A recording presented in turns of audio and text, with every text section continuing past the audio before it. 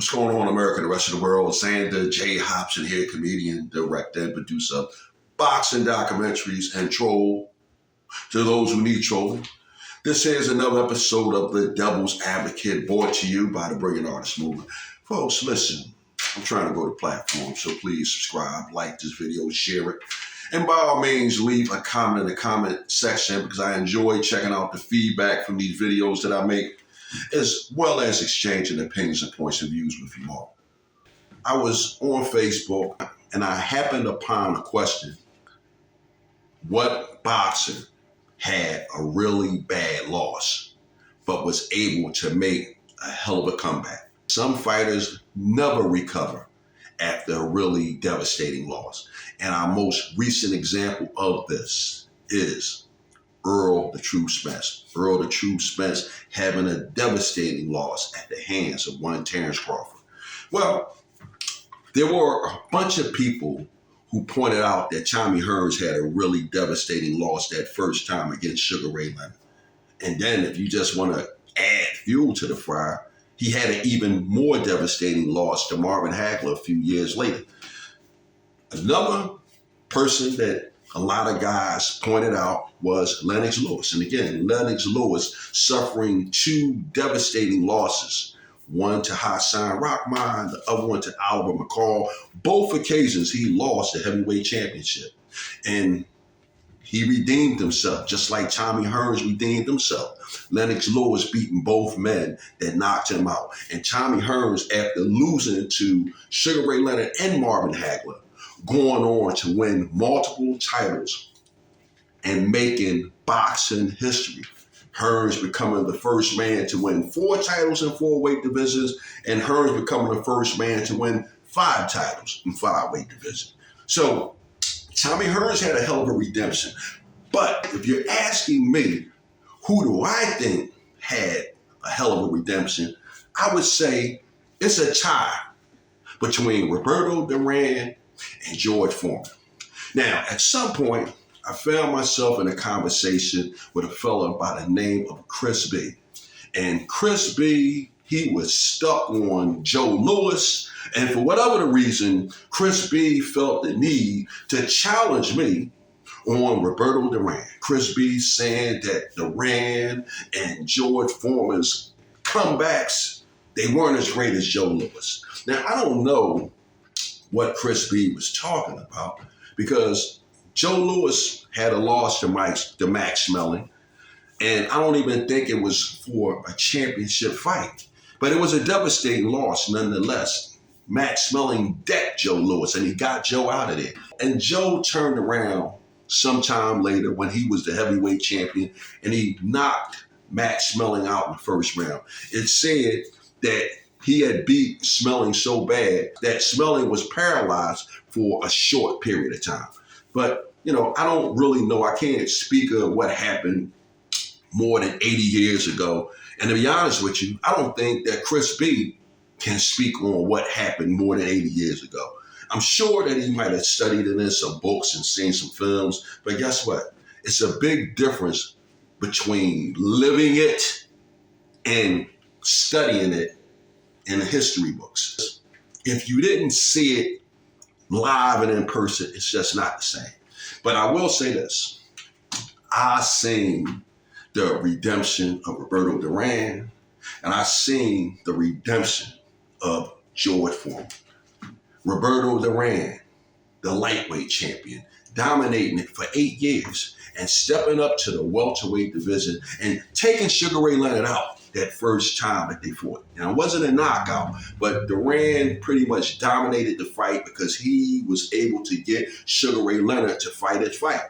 Now, that second time around, Duran wasn't as lucky, and Sugar Ray Leonard humiliated him. And then, if things couldn't get any worse for Roberto Duran, inside of a year, he found himself standing across the ring from Wilfredo Benitez. And guess what, folks? Wilfredo Benitez beat Duran up worse than Sugar Ray Leonard did. So Duran's career had pretty much tanked. But you know what? Owing to clever matchmaking, Duran was able to turn around and defeat Davey Moore for the WBA junior middleweight champion, Duran becoming a 3-time champion in 3 weight divisions. And at that time, it wasn't a whole lot of guys who were 3-time world champions in 3 weight divisions. But you know what? Roberto Duran was one of them. He challenged Marvin Hagler for the middleweight title, his first crack at it. He wasn't able to pull it off. But you know what? In 1988, during his second bid for the middleweight title, he was able to beat Iran Barkley and become the 3rd man in history to win 4 titles in 4 weight divisions. This is one of the reasons why they call Duran, Hagler, Leonard, and Hearns the 4 kings, because 3 of the 4 had won 4 titles in 4 weight divisions. And at that time, 4 titles in 4 weight divisions, that was a really big deal. So that alone makes Duran's comeback and redemption one of the greatest in history, if you're asking me. Now, when it goes to George Foreman, here's a guy, he was a 1968 Olympic gold medalist. And at the time, George Foreman was the modern day version of Mike Tyson and Gervonta Tank Davis. A mean guy, George Foreman. George Foreman was the type of guy, if you were walking down the street and you saw him coming, you would do one or 2 things. You would turn around and go the other way, or you would cross the street. But he was a mean, unpleasant guy. And you know what? George Foreman would win the heavyweight title from the 1964 Olympic gold medalist, Smoking Joe Frazier. Smoking Joe Frazier was a dominant champion. But guess what? George Foreman wiped the floor with him. It was awesome what he did. So you couldn't believe at that time that George Foreman was just handling Frazier so easily. But you know what ended up happening? George Foreman turned around and fought the 1960 Olympic gold medalist, Muhammad Ali. And Ali done a job on him. The rumble in the jungle. Ali Boombayah. See, folks, that's how it was back in those days. The best fought the best. It wasn't a whole lot of politics. It probably wasn't a whole lot of politics because at that time, it wasn't a whole lot of money. So guys had to get the money the best way they could, and the best way they could get it was they fought each other. Now, at this point, I'm back and forward with this Chris B guy, and he's insisting on Joe Louis. Now, listen, personally, I don't have a problem with Joe Louis.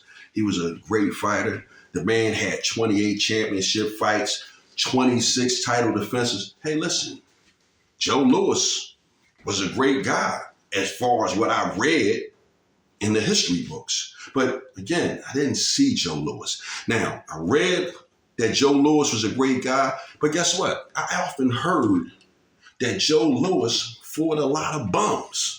Okay? I also heard that Joe Louis never fought any black guys and gave a black guy a shot at the title. I also heard that they coined the term the bum of the month because they said that all Joe Louis fought was bums. Now, I don't know if this was true or not. I wasn't around for it. But I do know this.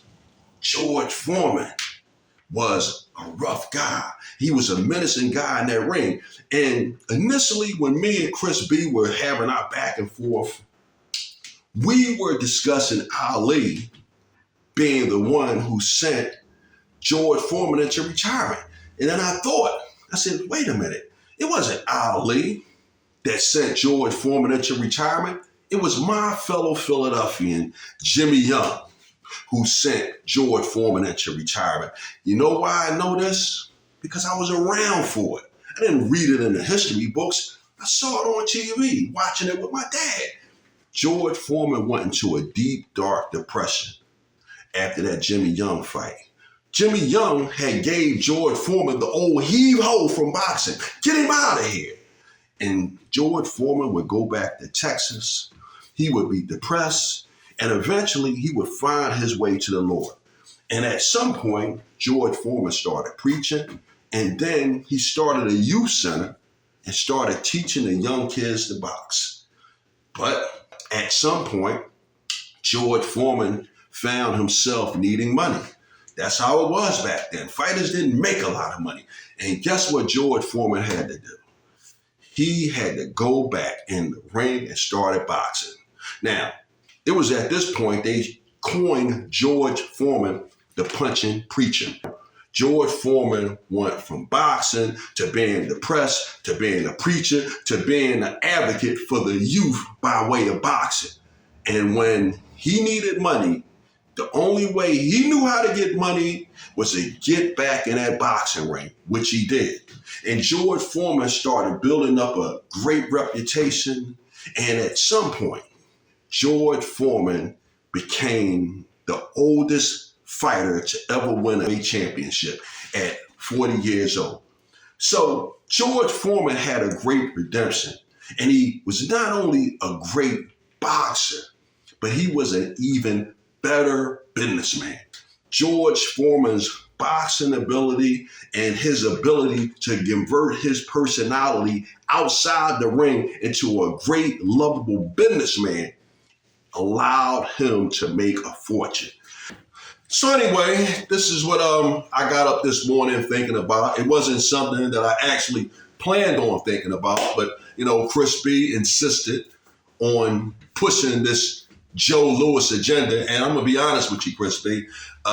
Mentioning Joe Louis in the same sentence as Roberto Duran and George Foreman is actually blasphemous, bro. And, I forgive you because clearly you don't know any better. So now that we got all of that off the table, I'm done with it. Bam!